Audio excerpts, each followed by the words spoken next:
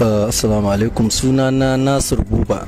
Ni ne wanda na kama iyalina tare da kwamishina na Jigawa wanda aka dakatar a matsayin kwamishina a yanzu. Ni na kama su a guest house ɗinsa da ke kan Lamido.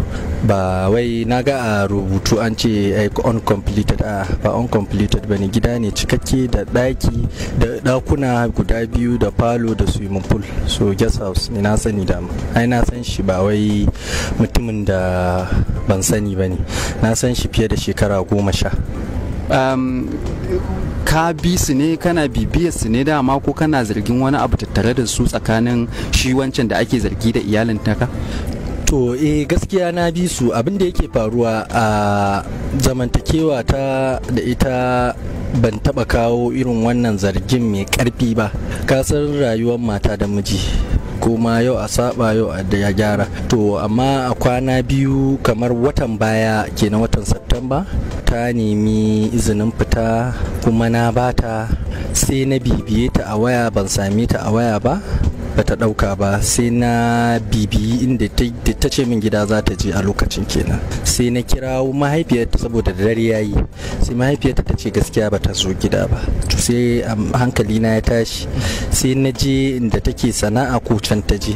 Sai na tarar ba can ta je ba. Kuma yara, tana da yara, ɗaya babban dama mun yi da ita, in za ta fita da yaran gaba ɗaya. So sai na samu labarin shi babban ta kai shi makota ta ajiye, shi kuma karamin da na je sai na tarar da shi a cikin wurin sana'ar ta ajiye shi da mai aikinsa, ta ce musu za ta je ta dawo. So kuma na kira wayarta kusan tsawon awa ɗaya ba ta ɗauka, amma tana ringin. Yawwa, tana ringin. To sai wanne ya tayar min da hankali. So sai na kwashe yaran, sai na kai wa mahaifiyarta. So sai can daga baya ta kirawo, kuma muka je wannan dai, ba sai na tsaya ina ma dogon bayani ba. To wannan ne zargin da ya fara tashi. So kuma shine sai ta je gida, ana kokarin a samu a gaya za a yi.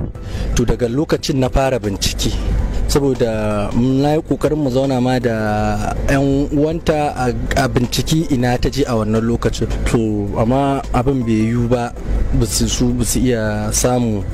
Kawai dai magana ta gaskiya dai, sai ba wani abin ba sai an faɗa ba. So dai a lokacin na fara bincike a wannan wata na Septemba. Gaskiya sai na sanarwa da hukumar 'yan sanda, na ce to ga shi gaskiya daman kusan tsawon watanni 8 ko 9 a zamantakewar mu na ga ta canza abubuwa da yawa.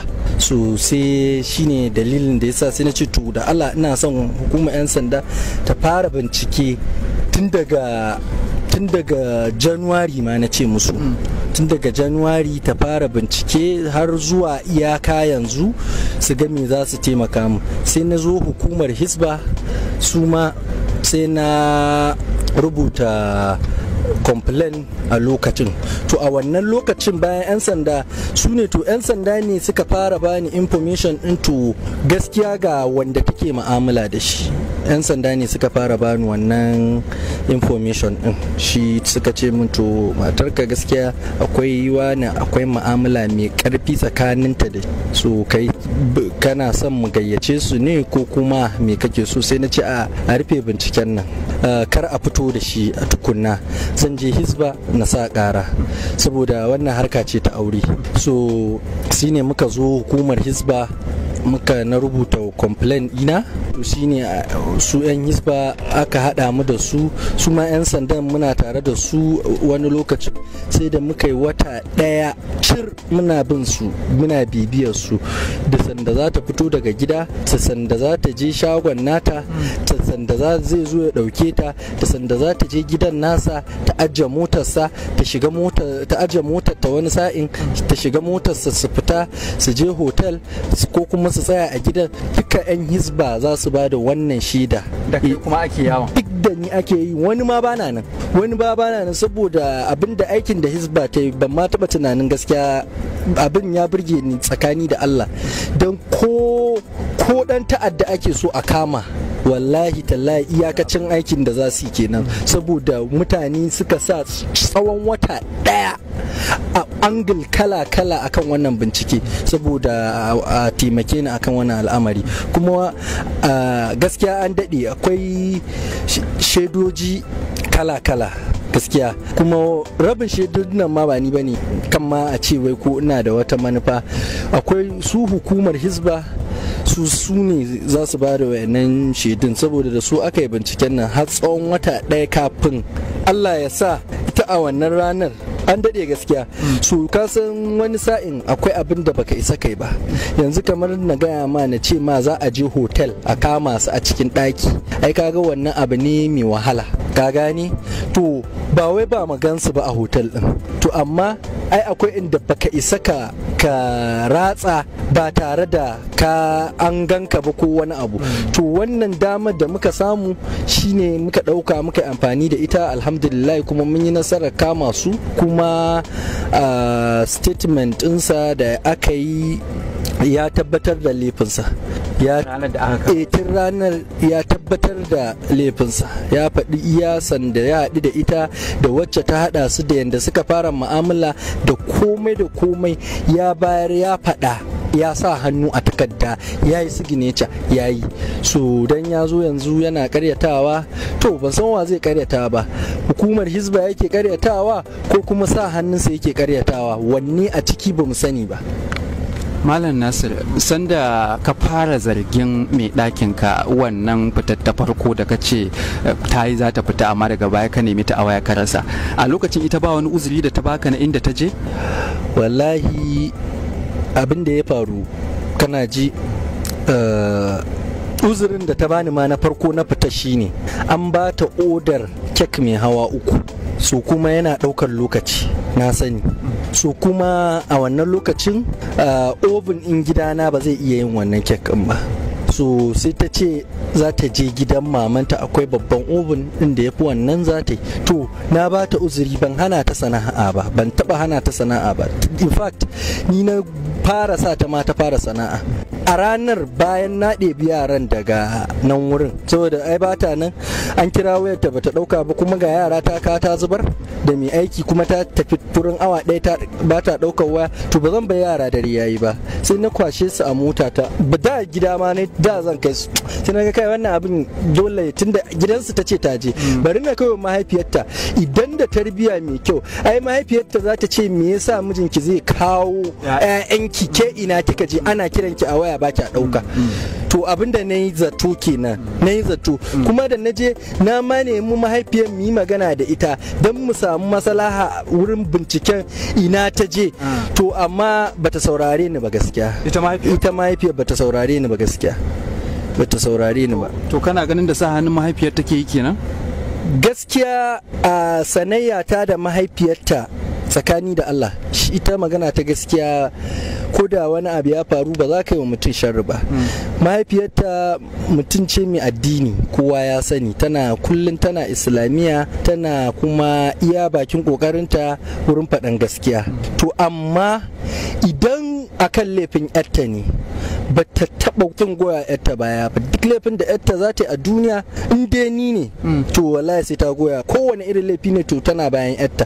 Amma mutum ce mai sallah, mai addini, mai karatun Kur'ani, amma fa ba ta taɓa rauninta rashin ganin laifin ƴaƴanta. Yawwa, to shi ta ƴaƴanta gaskiya ba za su yi laifi ba, shine kawai problem ɗinta. Amma mutuniyar kirki ce, ni a sani na da ne da ita, amma ƴaƴanta ba su taɓa yin laifi ba. Duk abin da aka zo to ƴaƴanta ne, ko ba su da gaskiya su ne masu gaskiya. To shine ma dai gaskiya abin da ya jawo har na tsananta wannan binciken. Inda da ba zan ma tsananta binciken da zai kai inda ana samu ana fahimtar juna, da ba zan tsananta binciken da zan yi proving.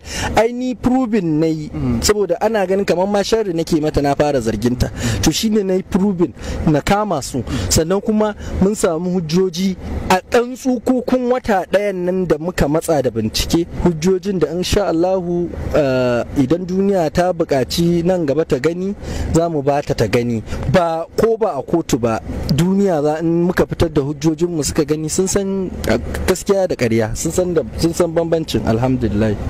Malam Nasiru kusan daga ƙarshe yanzu gashi ana hisba ranar da kuka kama mai ɗakin ka da shi wancan da ake zargi da wannan lalata kun yi ido da ita akwai wani uzuri a lokacin da ta bada tunda a wancan kila ta bada wani uzuri baka gani ba yanzu gashi ka gani ga daga to ai abin da mun yi ido gaskiya da ita mun yi ma magana da ita ka ce me ya kawo ki wannan sai da aka je gidan hisba ta nemi izini a wurin yan hisba dan Allah tana son ta yi magana da ni kuma a maganganun da take son ta yi da ni tana neman na yafe mata ne idan kana so idan an je kotu in ana bukatar wannan hujjar na ji akwai kamar gajeren rakodin in wannan bangaren da take neman na gafarta mata akan laifin da ta yi to amma abin da yake faruwa ba wai ta yi nadama ba sannan kuma ai a duniya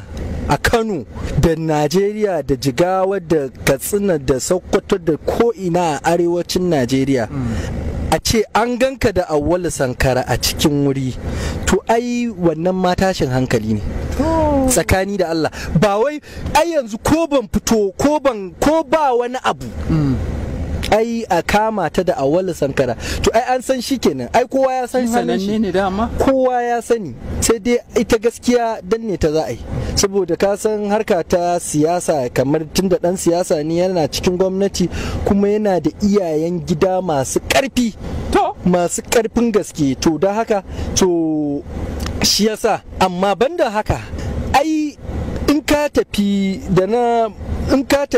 kamar post din da aka yi kamar ko to da irin su social media ya kamata ka je ka ga comment ka je ka ga irin comment din da ake yi akan magana iya wannan comment din ko shi alhamdulillahi an san ba kasafi nake mata ba kowa ya sani ka gane sannan kuma sai yanzu ka san duniya da munafurci sai yanzu maganganu suke fitowa suke cewa ai dama ai sun daɗe tare ni ne dai ban sani ba kuma ba wanda ya gaya mun saboda ana tsoron harka ce ta aure kuma an ga muna kamar da 'ya'ya kuma wanda akwai 'ya'yan nan to shi yasa ba wanda yake sai ya kashe wannan auren to amma abubuwa ma da naji sun taya min da hankali fiye da kama sun da ne wallahi tallahi abubuwan da na ji a kansu tsakaninsu ya fi tayar min da hankali akan wannan wallahi tallahi so Allah dai ya sauke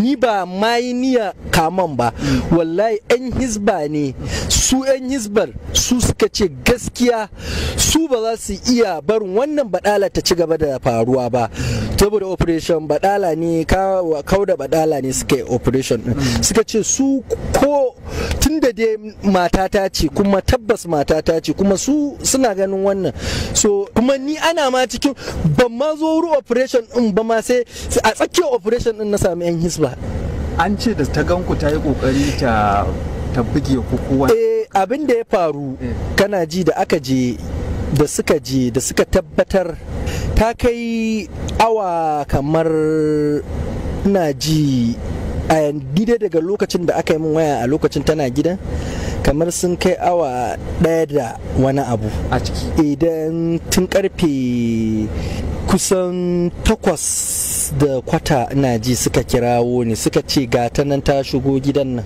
na isha 8:15 suka kira ni suka ce gata nan fa ta shigo na ce musu to suka ce su gaskiya yau za su yi operation ɗinsu to ba a samu shiga gidan ba gaskiya so sai karfe 10 saura aka samu damar shiga gidan da aka kwankwasa aka bude aka yi sa'a shi wanda ake zargi aka yi mai dabaru ya zo da daƙin budewa suka yi so aka yi mai dabaru aka kira shi a waya aka ce an ga wani abu a kofar gidansa ita tana ciki duk lokacin, ai ba wai escape ɗin ta yi ba, ba musamman lokacin da ta bari wurin ba gaskiya.